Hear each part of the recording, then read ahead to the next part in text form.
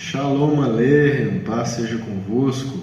Hoje vamos fazer o comentário da Parashá Vayeshev, que traduzindo do hebraico para o português significa e habitou.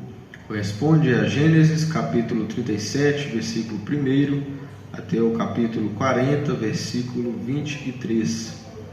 Capítulo 37, versículo 1, a expressão continuou a viver ou habitou, em hebraico é Vayeshev, e vem do verbo yashav, que significa habitar, permanecer ou sentar-se. Tem também o sentido de lugar habitado. O significado exato nessa porção é morar em uma cidade ou território, e denota uma permanência neste local. Deus sempre cumpre seu propósito na vida de uma pessoa, quando esta se coloca no lugar exato, onde Deus planejou que estivesse. Yaakov habitou na terra das peregrinações de seu pai, em Canaã. Agora, com Yaakov, o autor, em vez de descrever toda a sua descendência, vai concentrar naquele que, de agora em diante, é o tema central de Bereshit, Yosef.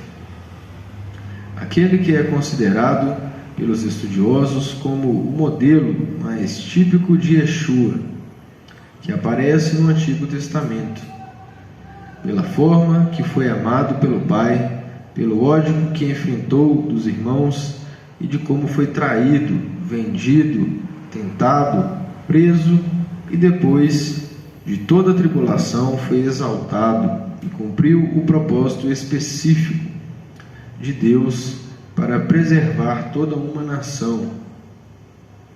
Daí podemos tirar uma série de lições para nossas vidas. Como enfrentar situações aos olhos dos homens completamente adversas e como Deus usa cada situação para fazer cumprir em nossas vidas o seu propósito. Quando Deus quer fazer algo na vida de alguém, não há ninguém e nada que possa impedir, conforme está escrito em Isaías capítulo 43, versículo 13: Eu sou Deus, também de hoje em diante eu o sou, e ninguém há que possa fazer escapar das minhas mãos. Agindo eu, quem impedirá?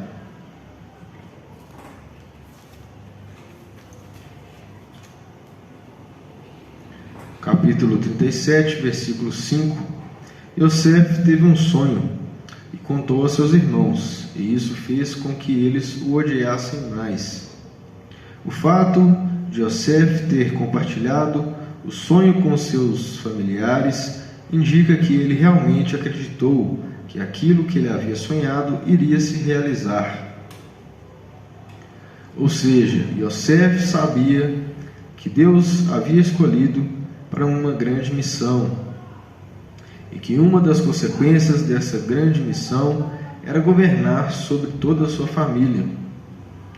Quando Deus nos revela que fará algo grande através de nossas vidas, não devemos nos comprometer em explicar isso para outras pessoas, ou querer convencê-las a acreditar nos nossos sonhos, mas devemos apenas seguir a direção que nos leva ao caminho das realizações.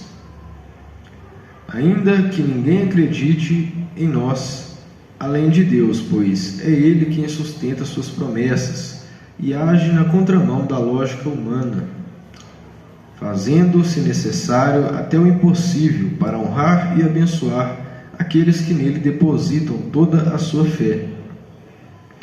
Deus não deve nada a ninguém, mas a todos ele recompensa de acordo com as suas próprias obras.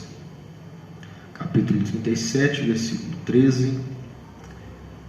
Ao não encontrar os irmãos, Yosef, pela lógica, deveria voltar ao pai e relatar o fato, mas não. A vida de Yosef foi marcada por grandes providências de Deus, muitas vezes disfarçadas através de algum problema. Isso nos ensina que por trás de cada problema que Deus permite acontecer em nossas vidas, pode haver uma grande oportunidade. Yosef teve um encontro com um homem que se dirigiu a ele e lhe perguntou: "Que procuras?" Isso está no versículo 15. Os rabinos dizem que esse diálogo, aparentemente acidental, determinou o futuro do povo de Israel. Este homem, segundo o judaísmo, era o anjo Gabriel, o mensageiro que levou José ao destino certo.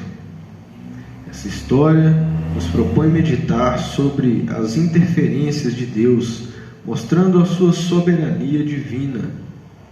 O homem quer ser livre para decidir o seu futuro, mas Adonai permanece sempre como o Senhor do seu destino. Deus teve que fazer Yosef passar por tudo que passou para que o povo judeu pudesse ser preservado. 37, versículo 27. Vendamo-lo aos ismaelitas, não ponhamos sobre ele as nossas mãos, pois é nosso irmão, disse Yehudá, tomado do sentimento de culpa e usando de um argumento emocional. O laço de família, assim, convenceu os seus irmãos. Yehudá receberia a bênção da primogenitura. Havia um propósito de Deus nisso, porque Yeshua é da tribo de Yehudá. E embora ele não fosse mais velho, aprove a Deus que ele fosse o detentor da bênção. Observamos a sutileza e liderança sobre os seus irmãos. 37, versículo 28. Uma coisa podemos aprender com esse texto: sempre que nos encontramos no fundo de um poço, Deus providencia alguma ajuda para vir em nosso socorro. Como Yosef, podemos nos esquecer de que o Eterno sempre está no controle de todas as situações, mesmo naquelas em que não podemos enxergar a solução. Capítulo 38. Aqui é interrompida a história de Yosef e relatado um incidente entre Yehudá e Tamar. Yehudá saiu de sua região, entrou em Adulão e tomou a filha de Shua. Com ela, teve 3 filhos, Onã e Selá. Isso aconteceu em Gezibe, ou Zibe, que significa deixou de ser fértil. Tamar, usando de astúcia, despiu a veste de viuvez, cobriu-se com um véu e se assentou como uma prostituta à entrada da cidade, porque via que Shelá já era homem, e ela não foi lhe dada por mulher. Depois de um tempo que Yehudá havia se deitado com Tamar, ficou sabendo de sua gravidez. Quando ele reconheceu os objetos, caiu em si e disse: mais justa é ela do que eu, porquanto não a dei como esposa a Shelá, meu filho. Ela agiu em defesa da honra da família, usando uma artimanha para que o propósito fosse cumprido. Ela deu à luz gêmeos. No nascimento, um pôs a mão para fora e nela foi atada uma fita vermelha. O uso da fita ou cordão vermelho no pulso se tornou um costume de quem estuda e pratica a Cabalá. Inspirado neste e em outros trechos da Torá que fazem referência ao uso da pulseira vermelha, que ficou popularmente conhecida internacionalmente como Red String, ou pulseira vermelha em inglês. Deus usa as coisas loucas para confundir as sábias. De Tamar nasceu Pérez, de Pérez veio a descendência do rei Davi, e do rei Davi, Yeshua, o Mashiach. Encerra aqui o incidente de Yehudá e então a narrativa se volta para Yosef. 39:10. Yosef recusou-se a deitar com a mulher do seu senhor. Ele fugiu do pecado e foi acusado injustamente. Yeshua também foi injustiçado, injuriado, crucificado como malfeitor, quando só fez o bem.